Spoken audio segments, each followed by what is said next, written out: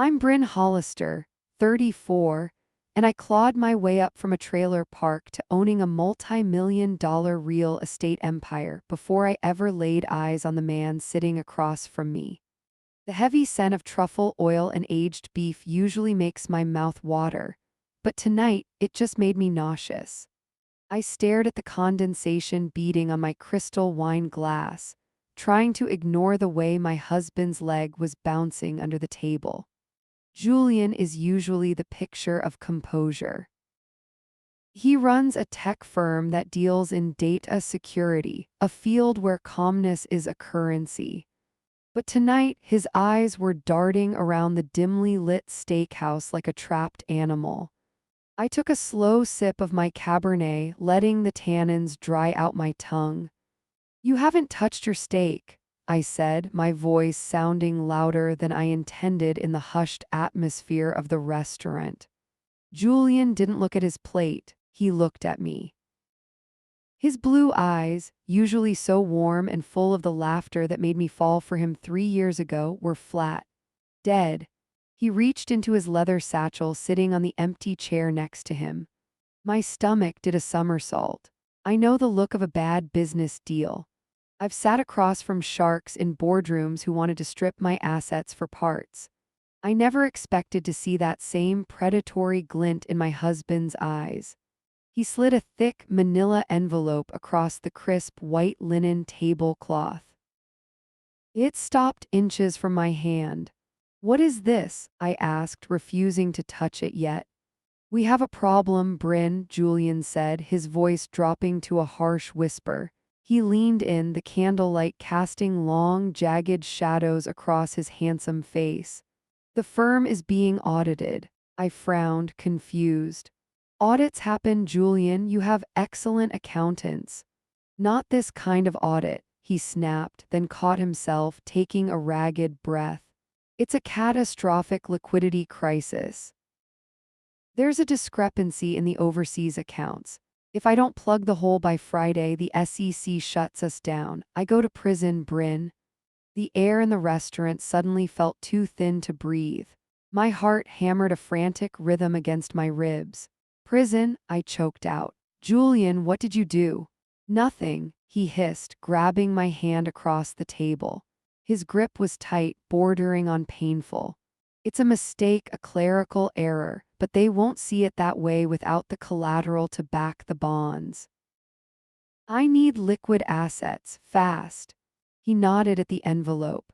I pulled my hand away and slowly opened the flap. I slid out the documents. My eyes scanned the legal jargon, a language I was fluent in. Transfer of deed. Property address 4401 Skyline BLVD, Penthouse A. My blood ran cold. I looked up at him, feeling the color drain from my face. "The penthouse," I whispered. "It's just for collateral," he said quickly, the words tumbling out of him. "I just need to sign it over to the holding company to show solvency. Once the audit clears in 2 weeks, I transfer it right back. You won't even know it was gone." I looked down at the paper again. That penthouse wasn't just an apartment. It was my trophy. I bought it with cash 3 years before I met Julian. It was the physical proof that I had made it, that I was safe, that I would never go back to being that poor girl in the trailer park. It was worth $2.5 million, and its value was only climbing. "Julian, this is my premarital asset," I said, my business brain trying to override the panic in my chest. "Why can't you use the house in the Hamptons, or your portfolio? Everything else is tied up," he insisted, sweat visible on his brow now. "This is the only clean asset with enough equity to satisfy the auditors immediately." He reached into his jacket pocket and pulled out a heavy gold fountain pen. He uncapped it and set it on top of the document. "I need you to sign, Bryn, right now. If you don't, everything I built, everything we have, it's over." I looked at the pen. Then I looked at the man I vowed to love for better or worse. My gut was screaming at me. A sharp, piercing alarm bell rang in the back of my mind, telling me to walk away to call my own lawyer to verify his story. But then I saw a tear track slide down his cheek. Julian never cried. Please, he whispered, his voice breaking. Trust me. That word was a weapon. If I said no, I was telling him I didn't trust him. If I said no and he went to prison, it would be my fault. My hand trembled as I picked up the pen. The metal felt cold and heavy against my skin. 2 weeks, I said, my voice barely audible. You swear to me, Julian, 2 weeks and it's back in my name. I swear on my life, he said, his eyes locking onto mine with an intensity that burned. I lowered the pen to the paper. The scratching sound of the nib against the page sounded like a scream in my ears. I signed my name. I didn't know it then, but I wasn't just signing a deed. I was signing away my entire life. I'm Bryn Hollister, 34, and I clawed my way up from a trailer park to owning a multi-million-dollar real estate empire. But right now, I've never felt more powerless in my life. The tip of the heavy gold pen hovered millimeters above the signature line, my hand trembling so violently that the ink threatened to bleed into the paper before I even made contact. I couldn't do it. Not blindly, not like this. I yanked the pen back as if the paper had burned me, dropping it onto the tablecloth with a sharp clatter that made Julian flinch. I can't, I choked out, my chest heaving against the silk of my dress. I need time to think, Julian. I need to have my own lawyer look at this. You can't ask me to sign away a $2.5 million asset over a steak dinner. I reached for my wine glass, desperate to wash away the bile rising in my throat, but Julian didn't let me take a sip. He reached across the table, his hand clamping over my wrist. His grip wasn't affectionate, it was a vice. Time, he hissed, his voice low and dangerous. Did you not hear a word I just said? We don't have time, Bryn. We don't have the luxury of thinking. He leaned in closer, invading my personal space until I could smell the expensive scotch on his breath mixed with a scent of panic that was sharper than sweat. This isn't just about money, he whispered, his eyes boring into mine, searching for the crack in my armor. This is about us. It's about our future. He paused, letting the silence stretch just long enough to twist the knife. It's about the family we plan to start this year. My breath hitched in my throat. He knew exactly where to hit me. He knew that for the last 6 months I had been secretly browsing cribs and researching the best school districts, terrifyingly hopeful about becoming a mother. Do you want to bring a child into a world where we can't even afford diapers? He asked, his voice softening into a manipulative caress. Because that is where we are heading. If you walk out of here without signing that paper, the accounts freeze on Monday. The assets get seized. We will be destitute, Bryn. I felt the blood drain from my face. Destitute, he repeated, tasting the word. You know what that feels like, don't you? You told me about the trailer park. You told me about the hunger. He was weaponizing my trauma. He was taking the darkest parts of my past and using them to paint a terrifying mural of our future. We will be blacklisted, he continued, the words tumbling out faster now. No one will do business with me. No one will lend to you. We will be pariahs. A sudden, inexplicable sense of dread crawled over my skin, like 1,000 icy spiders skittering down my spine. It wasn't just fear of poverty, it was something primal. My gut was screaming at me that something was wrong, that the man sitting across from me was a stranger wearing my husband's face. But the fear of losing him, of losing the life we built, was louder. The documents are time-sensitive, he said, tapping the paper with his index finger. The courier is waiting outside right now to take this to the holding company. If I don't have this filed by 8:00 a.m. tomorrow morning, the SEC brings the hammer down. Everything we have built, gone just like that. He looked at me with wet, pleading eyes. Don't let us drown, Bryn, please. I need you to be my partner right now. I looked at the document. I looked at the terrifying emptiness in his eyes that he was trying so hard to disguise as desperation. My heart was pounding so hard I could hear the blood rushing in my ears. He was giving me no choice.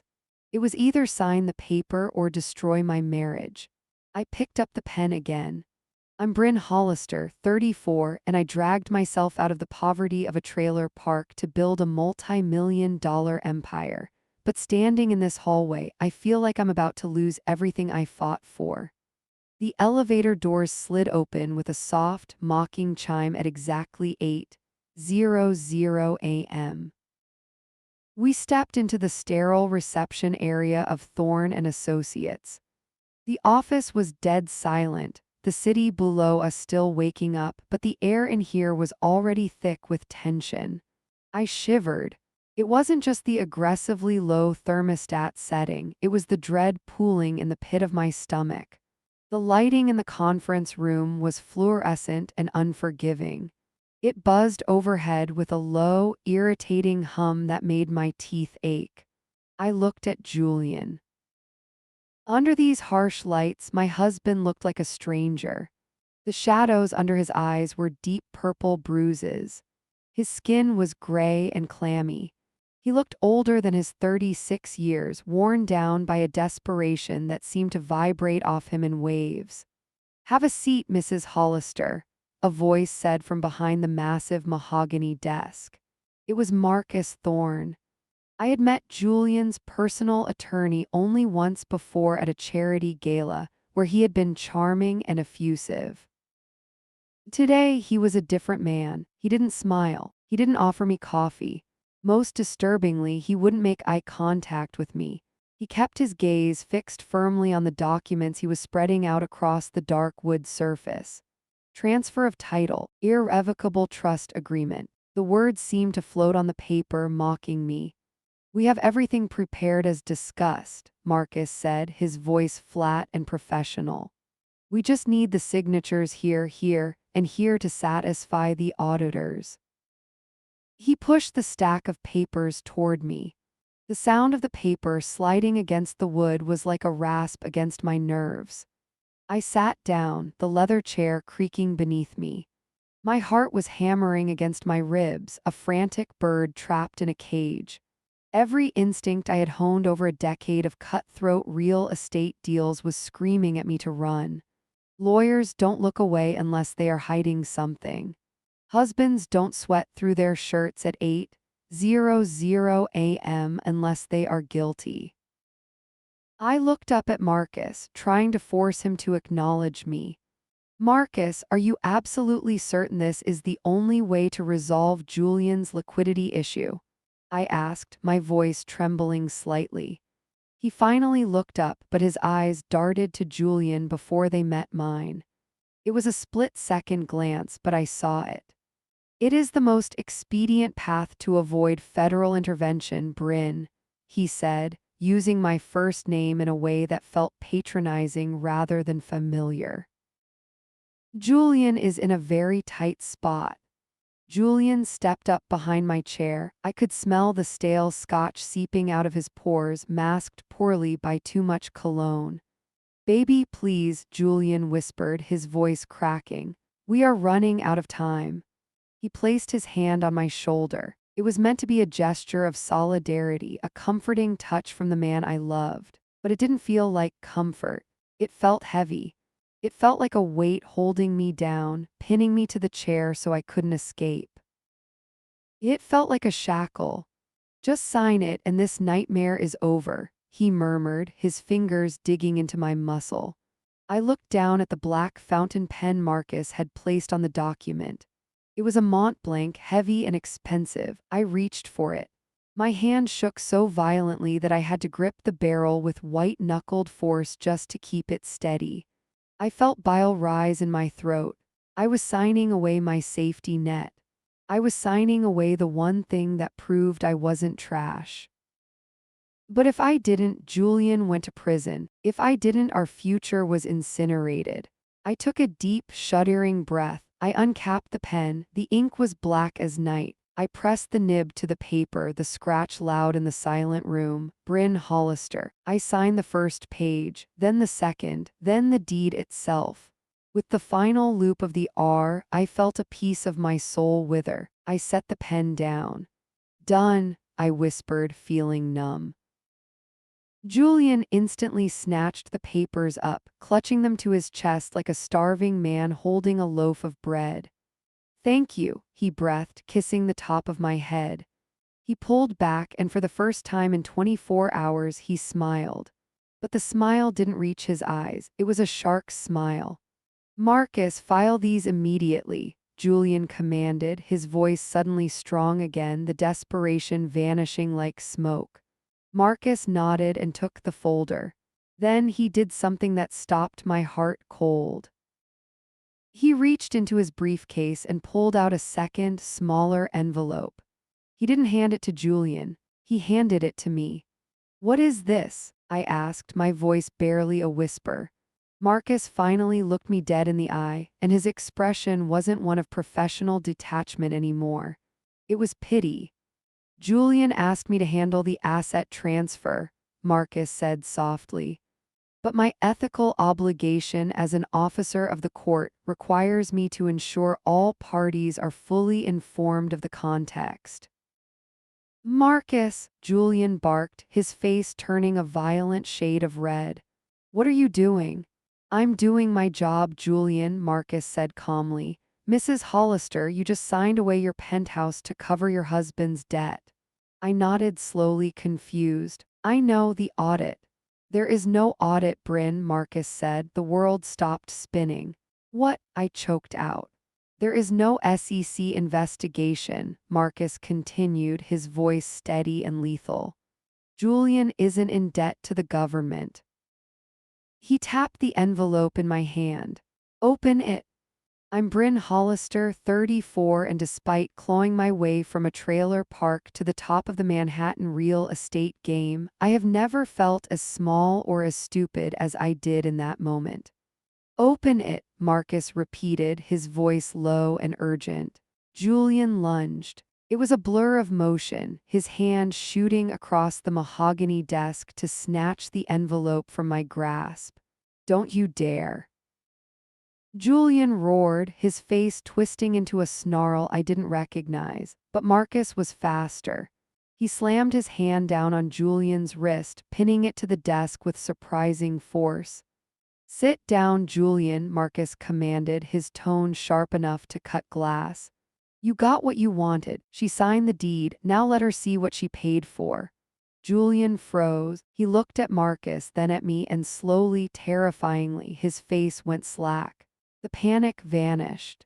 The tears evaporated. The trembling, desperate husband I had been comforting for 24 hours simply ceased to exist.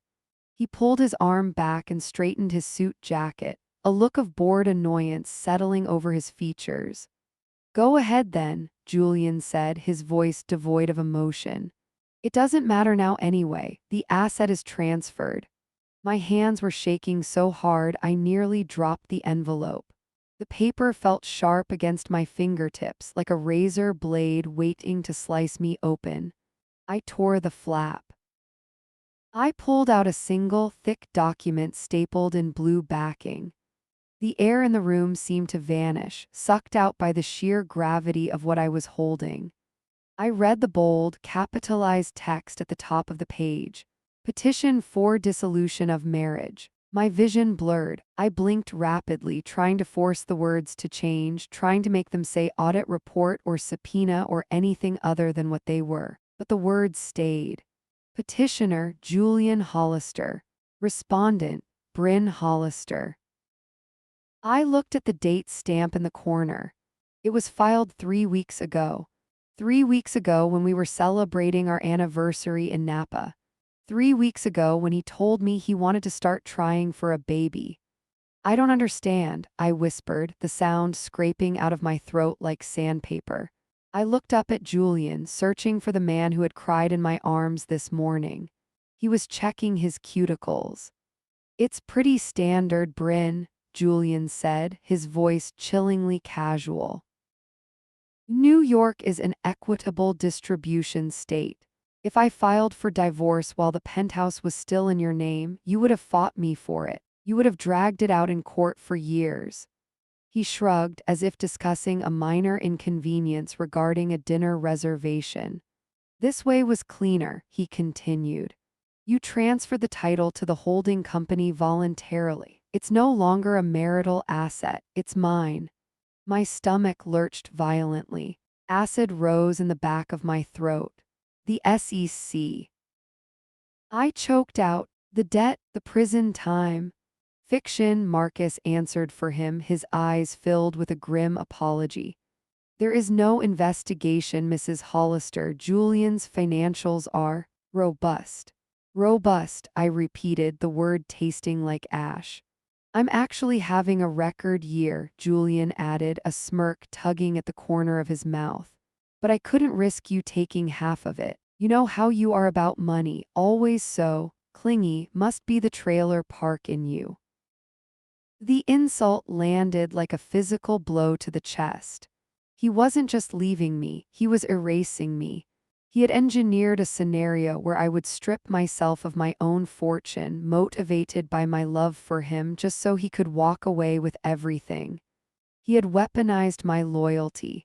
He had held a gun to my head, but I was the one who pulled the trigger. Why? I asked, my voice barely audible. We were happy. We were trying for a baby. Julian laughed. It was a dry, hollow sound that made my skin crawl. You were trying for a baby, Bryn. I was trying to figure out how to untangle myself from a woman who thinks clipping coupons is a personality trait. He stood up. He didn't look at me with regret. He didn't look at me with anger. He looked at me with nothing. I was a transaction that had just closed. I think we're done here, Julian said to Marcus. File the deed. I expect the finalized divorce decree by the end of the month. He turned to me one last time. You can stay in the penthouse for the weekend, he said benevolently. Pack your things, be out by Monday. The realtors are coming for photos on Tuesday. He checked his watch, a gold Rolex I had bought him for his 30th birthday. I have a meeting I can't miss, he muttered. He didn't kiss me, he didn't say goodbye. He simply turned on his heel and walked out of the conference room, the heavy door clicking shut behind him with a sound that felt like a guillotine dropping. Silence rushed back into the room, deafening and heavy. I sat there frozen, the divorce papers crinkled in my grip. I looked at the pen lying on the desk. The Mont Blanc, the instrument of my own destruction. I had signed the final page, and with that ink I had signed away my home, my marriage, and my dignity. Marcus cleared his throat awkwardly. Mrs. Hollister, he said softly. I couldn't let him do it without you knowing, but the signature is legal, the transfer is valid. I stood up slowly. My legs felt like they were made of lead. I didn't answer him, I couldn't speak. If I opened my mouth, I was going to scream until my lungs burst. I turned and walked out of the office, past the receptionist who offered a polite smile, and into the elevator. I rode it down to the lobby in a daze. The doors opened, spilling me out onto the marble floor of the building I had entered as a wife and a millionaire. Now I was neither. I stood in the center of the lobby, people rushing past me in a blur of gray suits and coffee cups. I felt transparent. I was standing in the lobby of a building I no longer technically owned, staring at a city that suddenly felt too big and too sharp. I wasn't just a woman who had been scammed. I was a ghost haunting my own life. I'm Bryn Hollister, 34, and despite building a multi-million-dollar real estate portfolio from scratch, I just realized I'm the victim of the most sophisticated con artist in New York City, my husband. The 72 hours following the meeting with Marcus were a blur of dissociation and nausea. I didn't sleep. I didn't eat. I just existed in a state of suspended animation, waiting for a wake-up call that never came. Julian didn't come home that night. He didn't come home the next night either. He became a shadow, a phantom who existed only through the blue bubbles of text messages on my phone screen. I called him 14 times the first day. Each call went straight to voicemail. "You've reached Julian, leave a message." His voice sounded so confident, so assured. It didn't sound like the sobbing, broken man who had begged me to sign the deed just days ago. When he finally deigned to acknowledge me, it wasn't with an explanation. It was with a dismissal. Buried in legal meetings, the text read, "Don't wait up. Legal meetings." The lie sat there on my screen mocking me. I knew there were no legal meetings. I knew there was no SEC investigation. There was only Julian celebrating his victory lap while I packed up the life I had bankrolled. By the third day, the silence in the penthouse was deafening. I walked through the foyer, the click of my heels echoing against the marble floors I had personally selected in Italy. This place had been my sanctuary. It was the physical proof that I had made it out of the trailer park, that I was safe, that I was successful. Now it felt like a mausoleum. Every piece of furniture, every painting, every vase looked different. They weren't mine anymore. They belonged to a holding company. They belonged to him. I felt like an intruder in my own home, a trespasser waiting to be escorted out by security. I wandered into the living room, the floor-to-ceiling windows offering a panoramic view of the Manhattan skyline. The city lights twinkled indifferently. I sat down heavily on the custom white Baukel sofa, the fabric rough against my palms. I closed my eyes, trying to stop the room from spinning. I reached for the throw pillow to my left, needing something to hold onto, something to ground me. My hand slipped between the cushions. My fingers brushed against something cool and smooth. It wasn't the remote. It wasn't a lost earring. I frowned, my fingers curling around the fabric. I pulled it out. My breath hitched in my throat. It was a silk scarf. It was beautiful, patterned with intricate gold chains against a deep crimson background. It was undeniably expensive, and it definitely wasn't mine. I stared at it, my brain trying to process the object in my hands. I wear neutrals. I wear beige, cream, black, and navy. I don't wear crimson. I brought the silk to my face, my hands trembling uncontrollably. I inhaled. It didn't smell like our laundry detergent. It didn't smell like the expensive cedar candles I burned. It smelled of heavy gardenia and ambition. It was a perfume I didn't own, worn by a woman I didn't know. My stomach did a violent somersault. The nausea I had been fighting for 3 days finally overtook me, turning into a hot, acidic ball of rage. I looked at the tag, Hermes. This wasn't something a guest had accidentally left behind months ago. The scent was fresh. It was strong. This scarf had been here recently. Probably while I was at the office, working late to secure the very lifestyle Julian was now stealing from me. The pieces of the puzzle slammed together with the force of a car crash. The late nights at the office. The sudden need for a boys' trip to Miami last month. The emotional distance I had blamed on his stress. It wasn't stress. It was her. I gripped the scarf so tight my knuckles turned white. I thought about the performance he had given me in the kitchen, the tears streaming down his face. Shaking hands, the way he had fallen to his knees, clutching my waist, telling me he was terrified of going to prison. "I can't lose you, Bryn, I can't lose us." That's what he had said. I had looked at him and seen a man in trouble. I had seen a husband who needed his wife to save him. But sitting there in the silence of my stolen penthouse, holding another woman's silk scarf, the illusion shattered completely. He hadn't been crying because he was scared. He had been crying because he is a sociopath. He had channeled every ounce of manipulative talent he possessed to strip me of my assets before discarding me like yesterday's trash. He didn't look like a man in trouble anymore. In my mind's eye, I saw him clearly for the first time in years.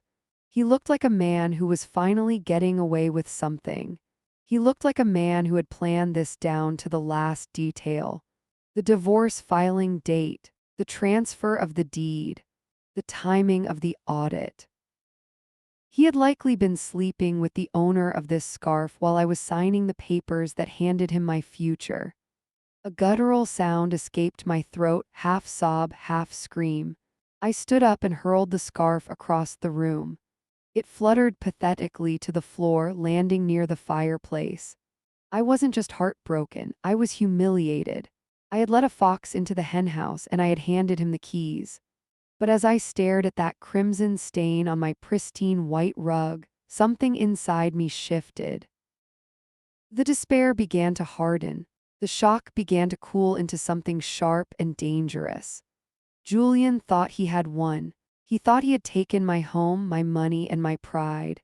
He thought I was just the trailer park girl who got lucky, the clingy wife who would fade away into the background. He forgot one thing. I didn't inherit my money. I didn't marry into it. I fought for it. I clawed my way up from nothing, and I knew how to survive in the mud better than he ever would in his tailored suits. I looked at the scarf again. Then I looked at the hidden camera lens disguised as a smoke detector on the ceiling.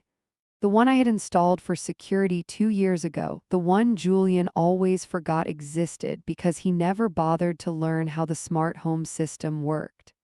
My heart began to race, but this time it wasn't from fear, it was from adrenaline. If that scarf was here, she was here. And if she was here, the cameras saw her. I pulled out my phone. I opened the security app.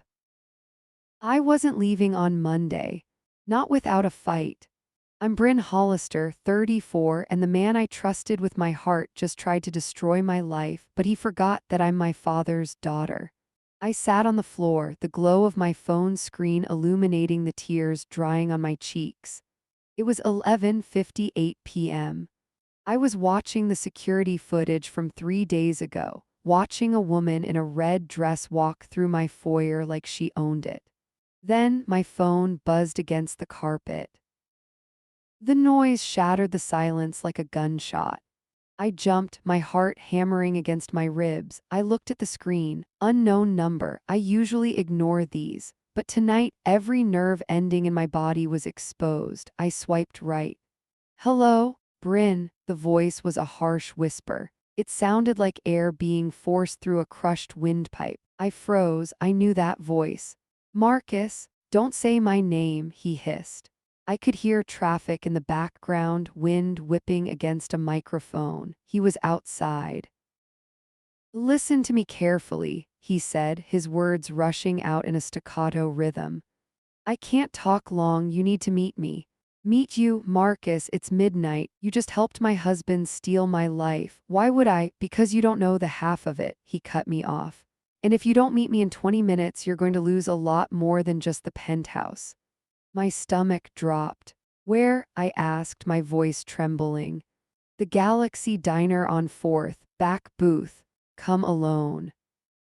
If you see Julian's car, keep driving. The line went dead.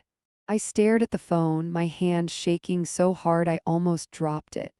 Adrenaline flooded my system, hot and electric. I didn't think. I grabbed my keys. I grabbed my purse. I ran to the elevator, my heels clicking a frantic rhythm on the marble. The drive was a blur of neon lights and shadow. My knuckles were white on the steering wheel, gripping the leather until my fingers ached. I checked my rearview mirror every 10 seconds. Paranoia sat heavy in my chest. Was this a trap? Was Julian trying to serve me with something else? Or worse, I pulled into the diner's parking lot, the gravel crunching loudly under my tires. It was a relic of a dying city, bathed in the sickly yellow glow of a flickering sign.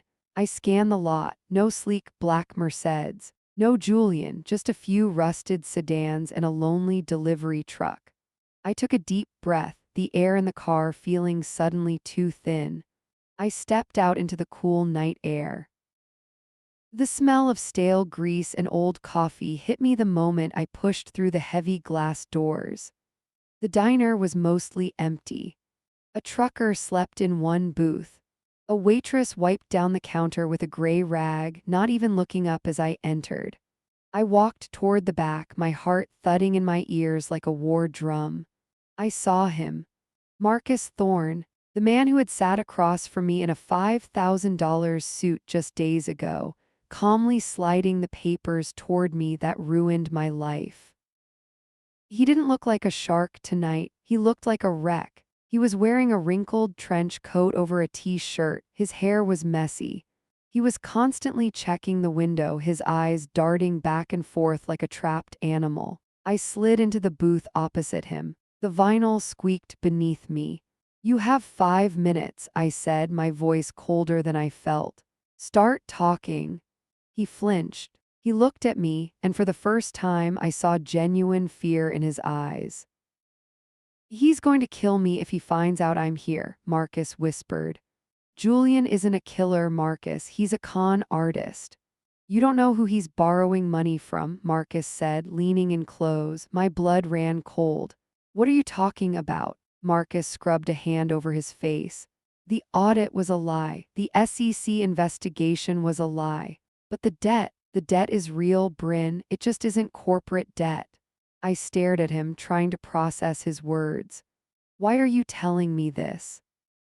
I asked. "You're his lawyer, you're his fixer." Marcus looked down at his coffee cup, his hands trembling slightly. "I saw your file," he said quietly. "I saw your maiden name. Hollister is your married name, but your birth name, it's Miller, right, from Oakhaven?" I stiffened. I hadn't heard that town name in 15 years. "Yes. Your father was Frank Miller."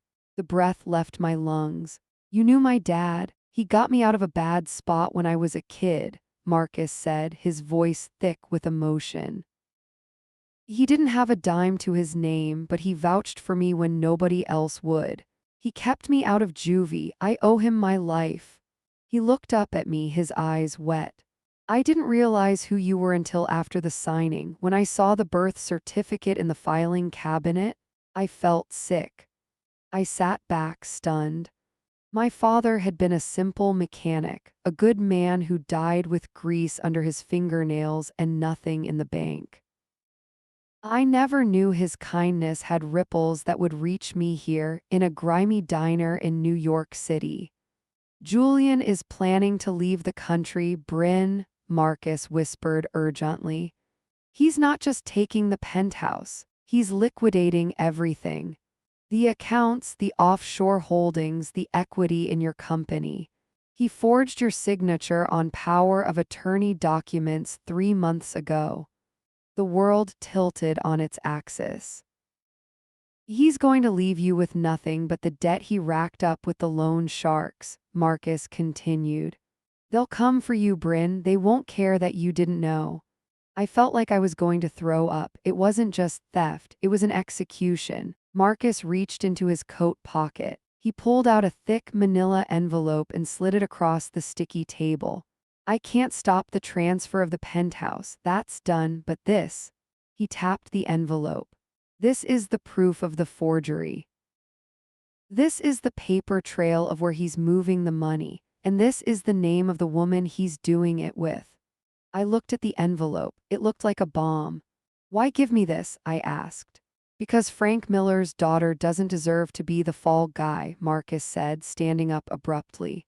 "I'm leaving town tonight. If you're smart, you'll take that directly to the FBI. Do not go home. Do not confront Julian."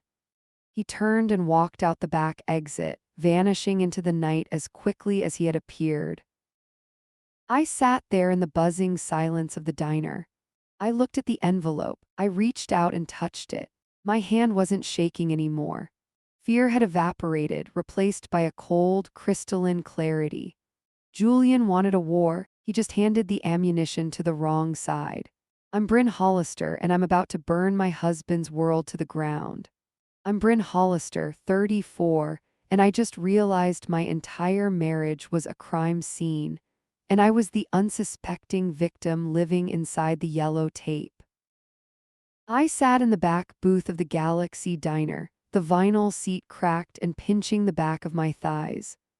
Across from me, Marcus Thorne looked less like a high-powered attorney and more like a man on death row. His hands were shaking as he kept one hand on his coffee cup and the other on a thick manila file lying between us. "Open it," he whispered, his eyes darting to the diner entrance again. I reached out. My fingers brushed the cold, rough paper of the envelope. I pulled out the stack of documents. They looked familiar. They looked like the papers I had signed on our kitchen island 3 days ago, while Julian poured me a glass of Pinot Noir and told me I was saving our future. "Go to page 4, Marcus instructed, his voice tight. "Read the fine print, paragraph 7, subsection B." I flipped the pages. The legal jargon swam before my eyes, dense and intentionally boring. But I forced my focus to sharpen. I found the paragraph. "The grantor hereby transfers all rights, title, and interest in the property located at 440 Park Avenue South to the grantee, irrevocably and without condition." I stopped reading. I looked up at Marcus. "This says transfer," I said, my voice sounding hollow in the empty diner. "Julian said the penthouse was collateral. He said the bank would hold the deed until the business loan was repaid." Marcus let out a dry, humorless laugh. "There is no bank, Bryn. There is no loan." My heart skipped a beat. "What?" "Keep reading," he urged. "Look at the grantee." I looked back down at the paper. The grantee wasn't Chase or Bank of America. It was an entity called Azure Horizon Holdings Limited. "I don't understand," I stammered. "What is Azure Horizon?" "It's a shell corporation," Marcus said, leaning in so close I could smell the stale tobacco on his breath. "Registered in the Cayman Islands. It's a ghost, Bryn. It exists solely to hold assets that can't be touched by U.S. courts." My blood began to turn to ice in my veins. A shell corporation. Julian hadn't borrowed against our home, he had given it away. "Why?" I asked, my voice trembling. "Why would he move the house to a shell company?" "Turn the page," Marcus said softly. "Look at the beneficiary statement. Look at the authorized signatory for Azure Horizon." I turned the page. My eyes scanned the bottom of the document. There was a signature line. It wasn't Julian's handwriting. It was a looping feminine script, Chloe Vance. The name hit me like a physical slap to the face. I stared at it, Chloe Vance. The name echoed in my head, bouncing off the walls of my memory, trying to find a purchase. "Who is Chloe Vance?" I whispered. I looked at Marcus, pleading for him to tell me this was a mistake, a clerical error, a random business partner. Marcus looked down at the table. He couldn't meet my eyes. "She's not a business partner, Bryn," he said quietly. "Then who is she?" "She's a 24-year-old struggling model from Soho," Marcus said, the words coming out fast like he wanted to get rid of them. "Julian met her 4 years ago at a charity gala, the one you missed because you were homesick with the flu." The world stopped spinning. 4 years? They've been together for 4 years? I choked out. "Yes." I felt bile rise in my throat. 4 years meant he was with her when we renewed our vows in Napa. 4 years meant he was with her when my father died, and Julian held my hand at the funeral. "Why?" I couldn't finish the sentence. "He's not just hiding assets, Bryn," Marcus said, his voice dropping to a terrifying whisper. "He's liquidating them. The penthouse was the last big piece. Once the title clears in the Caymans, Chloe sells it. The money goes into an untraceable account." He reached across the table and tapped the file with a trembling finger. "They aren't trying to save the business," Marcus said. "They are cashing out. Julian has tickets booked for Monday night, one way to Brazil. He isn't taking you, Bryn." I sat frozen. My entire life dissolved in seconds. The late nights at the office weren't work. The stress about market volatility wasn't financial. It was all a setup. He had been planning his exit strategy for years, and he had used my trust, my love, and my signature to fund his escape with another woman. He wasn't just leaving me. He was leaving me destitute, homeless, and saddled with the ruins of a life he had torched. I looked down at the signature again. Chloe Vance. She now owned my home.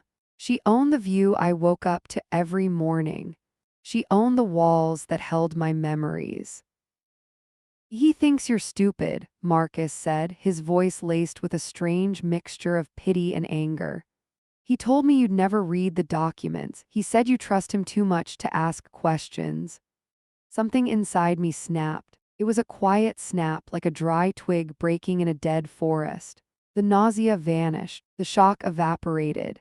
In its place, a cold, dark rage flooded my system. I closed the folder. I didn't slam it. I closed it gently with deliberate precision. I looked at Marcus. My eyes were dry. He's right, I said, my voice steady and low. I did trust him too much. I picked up the file. It felt heavy like a weapon. But he's wrong about one thing, I continued, sliding out of the booth. I'm not stupid. I stood up, towering over the cowering lawyer. Does Julian know you're here? I asked. No, Marcus said, wiping sweat from his forehead. If he knew, I'd be dead. Good, I said, keep it that way. I turned toward the door. My heels clicked against the linoleum floor, a rhythmic countdown. Julian thought he was leaving on Monday with his mistress and my money. He thought the game was over. He had no idea that I had just started playing. I pushed open the diner door and stepped into the cold night air. I checked my watch. It was 12:45 a.m. I had 48 hours before his flight. 48 hours to turn the hunter into the prey. I'm Bryn Hollister, and I'm going to make sure Julian regrets the day he ever learned to sign my name. I'm Bryn Hollister, 34, and 5 minutes ago I was a victim of the ultimate betrayal. But now I am the woman holding the match that will burn my husband's empire to ash. The diner spun around me. The smell of stale coffee and frying grease suddenly became overwhelming. I gripped the edge of the formica table, my knuckles turning white. My breath came in shallow, ragged gasps. I have to go, I whispered, my voice sounding like it was coming from underwater. I have to stop the transfer. I have to call the police. I tried to stand, but my legs felt like lead. A wave of nausea crashed over me, violent and sudden. I was going to be sick right here on the checkered floor. Sit down, Marcus hissed. I didn't listen. I turned toward the door, panic clawing at my throat. Marcus's hand shot across the table. He grabbed my wrist. His grip was hard, painful, grounding me in the moment. Bryn, sit down and listen to me, he commanded, his eyes locked onto mine with an intensity that terrified me. You aren't listening. I slumped back into the cracked vinyl booth. He won, I choked out, tears finally spilling over. He has the papers, he has the house, he has everything. No, Marcus said. He leaned in closer, checking the surrounding booths to ensure we were alone. He thinks he has the papers. I wiped my eyes, confusion warring with the grief. What do you mean? I didn't file them, Bryn. The world stopped spinning. I stared at him. You were there. I saw you put them in your briefcase. I swapped the pages, Marcus whispered, the words rushing out in a torrent. At the printer, before I came to your apartment that night, I printed 2 sets. The first page was identical. The signature page was identical, but the middle pages. He reached into his jacket pocket again. He pulled out a folded document and smoothed it out on the table between us. It wasn't a deed transfer. Read it, he urged. My eyes scanned the dense legal text. Authorization for full forensic audit and asset freeze. My heart skipped a beat. I don't understand. The document you signed, the one Julian countersigned right next to you, laughing while he did it, wasn't a transfer of ownership, Marcus explained. a dark, vindictive smile touching his lips. It was a binding authorization for a third-party forensic accountant to access every single account under his name, domestic and offshore. I felt the air rush back into my lungs. He authorized his own investigation. He signed his own death warrant, Marcus corrected. He was so arrogant, so sure you were the dutiful, stupid wife, that he didn't even read the text. He just looked for the signature line. A strange sensation washed over me. The sickness vanished. It was replaced by a jolt of adrenaline so pure it made my fingertips tingle. So he doesn't own the penthouse? I asked. Technically, nobody does right now, Marcus said. But the moment I file this on Monday morning, his assets freeze, the Caymans, the shell company, the joint accounts. He won't be able to buy a pack of gum, let alone a plane ticket to Brazil. Marcus checked his watch, his face tightening. But you need to know what you're walking into. What? He's at the penthouse right now, Marcus said. I got a text from the doorman. Julian ordered 50 moving boxes. My stomach twisted again, but this time it wasn't fear, it was rage. He's packing my things, I realized. He thinks he's the new owner, Marcus nodded. He's likely clearing out your closet to make room for Chloe. He thinks he's untouchable. The image of Julian touching my clothes, throwing my life into cardboard boxes while dreaming of his new life with his 24-year-old mistress made my blood boil. Marcus reached into his pocket one last time. He pulled out a small, silver flash drive. He pressed it into my palm and closed my fingers around it. The metal was cold against my sweaty skin. What is this? I asked. The ammunition, Marcus said. I scraped his cloud server before I locked him out of the back end. That drive contains every email between Julian and Chloe for the last 4 years. I looked at the tiny device in my hand. It weighed nothing, yet it held the weight of my entire marriage. It details the plan, Marcus continued softly. How they targeted your inheritance, how they set up the debt, how they laughed about your naive loyalty. It's all there, Bryn, enough to send him to prison for fraud for a decade. I clenched my fist around the drive. I could feel the sharp edges digging into my palm. It grounded me. Why are you doing this, Marcus? I asked. You're his lawyer, you could be disbarred. I have a daughter, he said, his voice cracking. And if some man did this to her, I'd want someone to hand her a loaded gun. He stood up and threw a $20 bill on the table. I'm gone. I have a flight to London in 3 hours. I can't be here when the bomb goes off. He looked down at me. You have a choice, Bryn. You can run or you can go back there. I didn't hesitate. I slid out of the booth. I smoothed down my skirt. I checked my reflection in the dark window of the diner. I didn't look like a victim anymore. I looked like a hunter. I'm going home, I said, my voice steady as steel.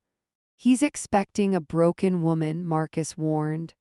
Then I'll give him a performance, I replied. I walked out of the diner and into the biting wind of the city. I hailed a taxi. 440 Park Avenue South, I told the driver. I sat back in the seat and clutched the flash drive. Julian was at home, packing boxes, thinking he had won the game. He had no idea that I was coming home to change the rules. I'm Bryn Hollister, 34, and I am standing in the elevator of my own building, holding the grenade that is about to blow my husband's life apart. The silver doors reflected my face. I didn't recognize the woman staring back at me. Her eyes were dark, hollowed out by betrayal, but burning with a cold, focused fire. My hand was in my coat pocket. My fingers were curled tight around the cold metal of the flash drive Marcus had given me. It was small. It was jagged against my skin. It was the only weapon I needed. The elevator climbed higher, the floor numbers ticking up like a countdown. 20, 30, 40. My heart hammered against my ribs, a frantic bird trapped in a cage, but my breathing was slow, controlled, deliberate. I wasn't afraid anymore. Fear is for people who have something left to lose. I had already lost everything, or so he thought. The elevator dinged softly at the penthouse level. The sound was deafening in the silence. The doors slid open. I stepped out onto the foyer's Italian marble floor. The first thing I heard was the sound of destruction. It was a chaotic clatter, the sound of drawers being ripped open and contents being dumped. I walked into the living room. My breath hitched in my throat. The place was a wreck. Suitcases were open on the white leather sofas. Boxes were stacked haphazardly by the floor-to-ceiling windows. And there was Julian. He was standing by the built-in wall safe, his back to me. He was wearing his tailored travel suit, the one he wore when he wanted to feel important. He was frantically sweeping the contents of the safe into a battered black duffel bag. I took a step forward. My heel clicked sharply against the stone. He froze. He didn't turn around immediately. He finished dumping a handful of velvet pouches into the bag. Then he spun around. His face was flushed, his eyes wild and manic. "You're back," he said, breathless. He didn't sound happy, he sounded annoyed. "I told you not to come back until Monday," he snapped, zipping the bag shut with a violent rip. Plans changed. The closing was expedited. He gestured vaguely around the room at the wreckage of our marriage. "The new owners are arriving in an hour for the final walkthrough," he lied. "You need to leave Bryn now." I watched him. I watched the man I had vowed to love and cherish. He picked up a small, familiar box from the coffee table. My stomach dropped. It was my grandmother's vintage emerald necklace. The one she wore on her wedding day in 1948. The one I was supposed to pass down to a daughter we never had. Julian didn't look at it. He didn't treat it with reverence. He tossed it into the side pocket of the duffel bag like it was a piece of trash. "Did you hear me?" he barked, hoisting the bag onto his shoulder. "Get out, go to your mother's, I'll send for your clothes later." He started walking toward me, expecting me to move, expecting me to cower, expecting me to be the broken, stupid wife he had laughed about in those emails. I didn't move. I planted my feet. I stood directly in his path. "There are no new owners, Julian," I said. My voice was quiet. It didn't tremble. He stopped a few feet away from me. He let out an exasperated sigh, rolling his eyes. "Don't start with the dramatics, Bryn. I sold the place. It's done. I signed the papers." "You signed papers," I corrected him.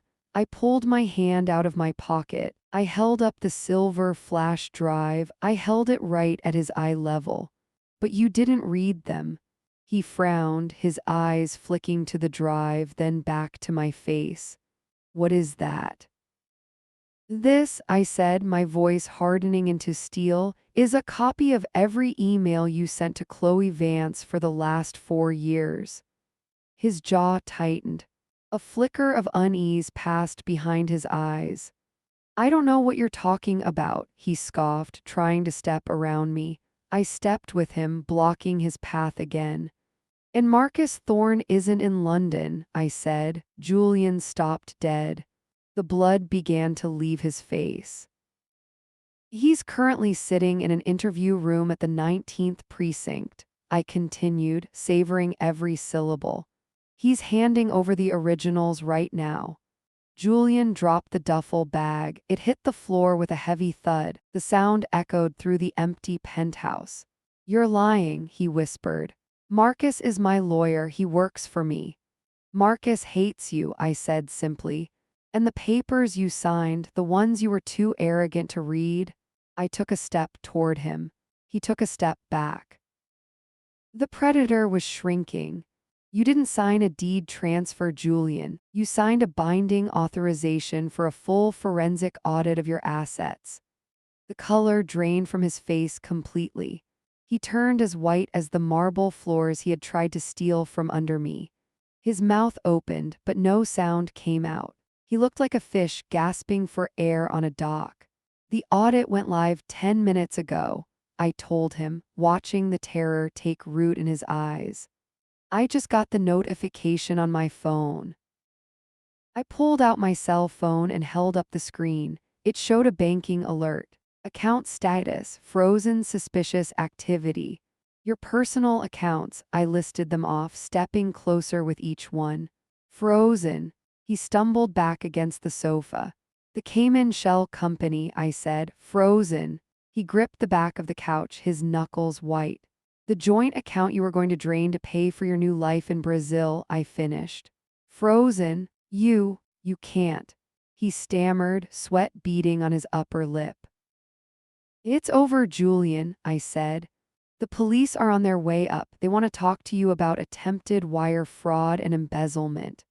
He looked at the elevator doors. He looked at the duffel bag full of my jewelry. He looked at me, and for the first time in our marriage, he saw me. He didn't see a victim. He saw the architect of his destruction.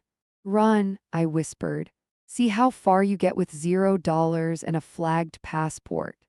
He collapsed onto the sofa, burying his face in his hands. I didn't feel pity. I felt free. I'm Bryn Hollister, 34, and I am watching the man who tried to bury me dig his own grave. Julian sat on the white leather sofa, his head in his hands. The silence in the penthouse was heavy. It was suffocating. It was broken only by the sound of his ragged breathing. You can't do this, Bryn, he mumbled into his palms. His voice was muffled. It was pathetic. We're partners. We're a team. I looked down at him. I felt absolutely nothing. The love I had nurtured for 7 years had evaporated, leaving only a cold, hard clarity. We aren't partners, I said, my voice echoing off the high ceilings. I was your mark and you were a con artist. He looked up then. His eyes were red-rimmed. He looked desperate. He stood up shakily and tried to reach for me. I can fix it, he pleaded, taking a step forward. I can call the bank. I can explain the audit away. We just need to get our story straight before the police get here. I stepped back. I didn't want his hands on me. I didn't want his scent near me. There is no we anymore, Julian, I said. A low wail rose from the streets below. It started faint, a distant whine, but it grew louder with every second. Sirens. Julian flinched as if he had been struck. He rushed to the floor-to-ceiling window. He looked down. The flashing blue and red lights reflected on the glass, painting his terrified face in alternating colors of emergency. You actually called them, he whispered, turning back to me in disbelief. You actually called the cops on your own husband. I called the cops on a thief, I corrected him. The elevator dinged. Julian jumped. He looked around wildly like a rat trapped in a maze. He looked at the service entrance. He looked at the stairs. There was nowhere to go. The silver doors slid open. 2 uniformed officers stepped out, followed by a detective in a cheap gray suit. The detective looked around the opulent room. His gaze landed on the open safe. It landed on the duffel bag full of jewelry. Finally, it landed on Julian. Julian Hollister, the detective asked. Julian didn't answer, he just trembled. I'm Detective Miller, the man said, stepping onto the marble. We have a warrant for your arrest regarding allegations of wire fraud, embezzlement, and grand larceny. My heart pounded a rhythm against my ribs. It wasn't fear. It was adrenaline. It was the rush of watching justice arrive on my doorstep. This is a misunderstanding, Julian stammered, holding up his hands. My wife, she's confused. She's been under a lot of stress. The detective didn't look at me. He pulled a pair of handcuffs from his belt. The metal caught the light. Turn around and place your hands behind your back, Miller said. Julian hesitated. He looked at me one last time. He was begging me with his eyes. He wanted me to save him. He wanted me to be the good, obedient wife who smoothed over his messes. I stared back at him, stone-faced. I didn't blink. The officer grabbed Julian's shoulder and spun him around. Click, click. The sound was the sweetest music I had ever heard. You have the right to remain silent, the officer droned. They marched him toward the elevator. He walked with his head down. His expensive Italian suit was rumpled. His posture was broken. As the doors began to close, he looked up. Our eyes met through the narrowing gap. He mouthed one word. Why? The doors shut. I was alone. I didn't move for a long time. My legs felt weak, the adrenaline crash hitting me all at once. I walked over to the balcony doors. I pushed them open. The icy wind of the city hit my face. It stung. It felt alive. I walked to the railing and looked down 40 stories. I saw the police cruiser parked at the curb. I saw the doorman holding the door open. I saw two officers guiding a man into the back seat. He had to duck his head to get in. The door slammed shut. The lights flashed. The car pulled away, merging into the river of traffic, carrying the wreckage of my past life with it. I took a deep breath. The air tasted like exhaust and rain, but to me it smelled like freedom. I turned around and walked back into the penthouse. My heels clicked on the floor. The apartment was vast. It was empty. For months, Julian had made me feel like a guest in my own home. He had made me feel small in these rooms. Now the space expanded to fit me. I walked over to the coffee table where the duffel bag still sat. I unzipped it. I pulled out the velvet pouch containing my grandmother's emerald necklace. I held the cold gems against my neck. I walked to the mirror in the hallway. I clasped the necklace around my throat. I looked at my reflection. My makeup was perfect. My eyes were clear. I didn't look like a woman who had just lost her husband. I looked like a woman who had just found herself. I reached into my pocket and pulled out the flash drive Marcus had given me. I turned it over in my fingers. Julian was gone, but the work wasn't finished. He hadn't acted alone. There was Chloe Vance. There was the accountant who cooked the books. There was the notary who stamped the fraudulent papers. They all thought they were safe. They thought Julian was the shield. They didn't realize the shield was gone and I was holding the sword. I walked to the kitchen island and poured myself a glass of water. My hand was steady. I took a sip. I looked out at the skyline of the city that had tried to eat me alive. I'm Bryn Hollister. I still have my penthouse.